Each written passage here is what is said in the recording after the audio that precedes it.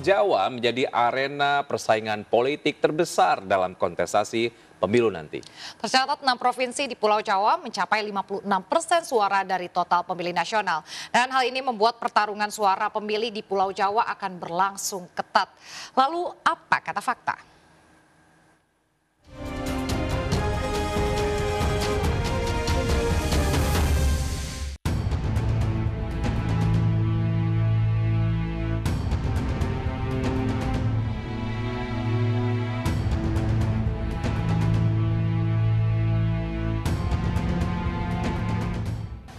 Pemirsa, pasangan calon presiden dan juga wakil presiden berlomba mencari suara sebanyak-banyaknya agar menang Pilpres 2024 mendatang. Salah satu segmentasi suara yang menjadi incaran para kontestasi politik berada pada pemilih di Pulau Jawa. Pemilih dari Pulau Jawa dikatakan sebagai suara mayoritas pada 2024 nanti, dikarenakan suaranya mencapai 56% dari jumlah daftar pemilih tetap. Lalu apa kata fakta?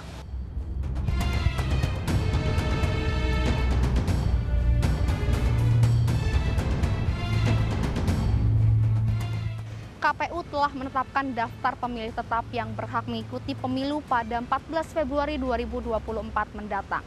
Dan untuk total pemilih secara nasional berada di angka 204 juta orang yang terbagi menjadi 102 juta pemilih laki-laki dan 102 juta pemilih perempuan. Sementara itu untuk tempat pemungutan suara atau TPS berada di angka 823.000 yang terbagi di 38 provinsi.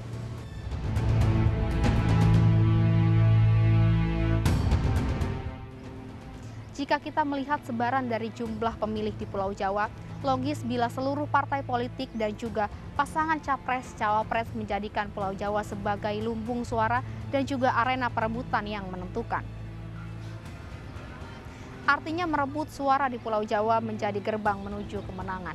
Dari daftar rekap KPU, Pulau Jawa menjadi pemilih terbanyak yang berada di Indonesia. Tercatat 56% atau setara dengan 115 juta orang menjadi pemilih di Pulau Jawa. Merujuk pada data ini, gelanggang politik terbesar berada di 3 provinsi yaitu Jawa Barat, Jawa Tengah, dan Jawa Timur. Dan bila digabungkan dari 3 provinsi tersebut, setara dengan jumlah 46% dari pemilih nasional.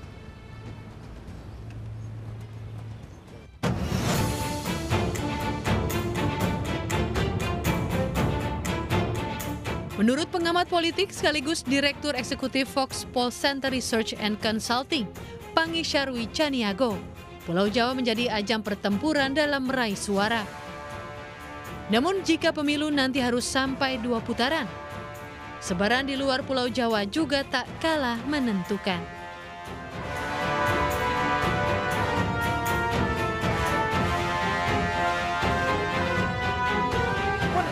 Jawa itu kan kunci ya selama ini. Jawa itu ada menjadi wilayah pertempuran inti, battleground ya biasanya, dianggap menentukan. Sehingga memang Jawa itu menjadi perhatian khusus. Kenapa kemudian DKI Banten menjadi penting, Jawa Tengah, Jawa Timur, ya, Jawa Barat, DIY. Itu menjadi selama ini menjadi wilayah yang sangat diperebutkan. Saya katakan di putaran pertama, Jawa adalah kunci. Iya, tapi di putaran kedua tidak cukup hanya Jawa. Sebaran yang merata itu penting. Makanya besok adalah calon presiden yang Jawanya kuat, tapi sebaran di luar Jawanya juga bagus, itu akan punya potensi menang pada putaran kedua.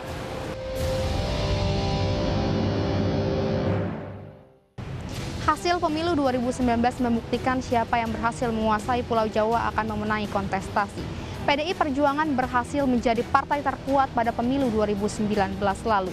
Provinsi yang berhasil memberi suara terbanyak untuk PDIP adalah Jawa Tengah. Dan PDIP juga berhasil memperoleh banyak suara hampir di seluruh Pulau Jawa kecuali Jawa Barat pada kala itu. Dan secara kumulatif 62% suara dari Pulau Jawa untuk PDI Perjuangan.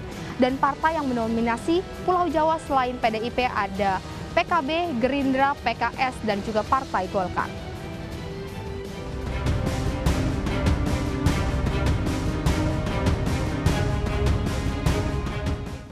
Tak hanya pemilihan umum, siapa yang melenggang di istana juga dipengaruhi secara signifikan hasil pemungutan suara di Pulau Jawa.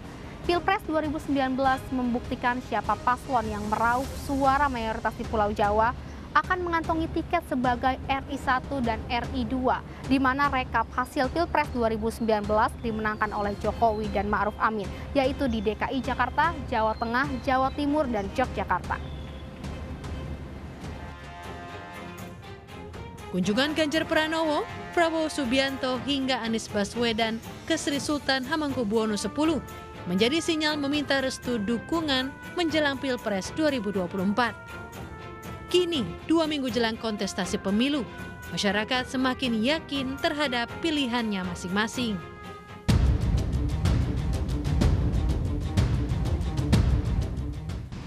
Paslon 1. Gimana? Kenapa? Karena mungkin terakhir debat sih Kak, yang kemarin debat itu terakhir. Debatnya gimana menurut Kakak sendiri? Menurut aku kemarin, menegangkan banget ya, gitu. Nah, untuk favorit Kakak sendiri, paslon 1 menurut Kakak tuh debatnya oke nggak? Apa nih kalau bisa dijelasin? Iya, oke banget penjelasannya sih Kak. Aku mungkin 2 kali ya. Kenapa? Karena suka aja gitu, kayak lebih milenial gitu Kak. Apa suka program-programnya atau gimana? Kalau dari program-programnya juga aku suka sih gitu. Ganjar Mahfud ya. Alasannya apa nih Pak? Kita lihat track record mereka ya, 1 bersih, 2 mumpuni, dan 3 berani. Kita lihat Pak Mahfud sendiri kan dia nggak pernah kena kasus apapun. Pak Ganjar walaupun dulu pernah dipanggil ya masalah IKTP, tapi kan akhirnya clear. Jadi menurut saya itu.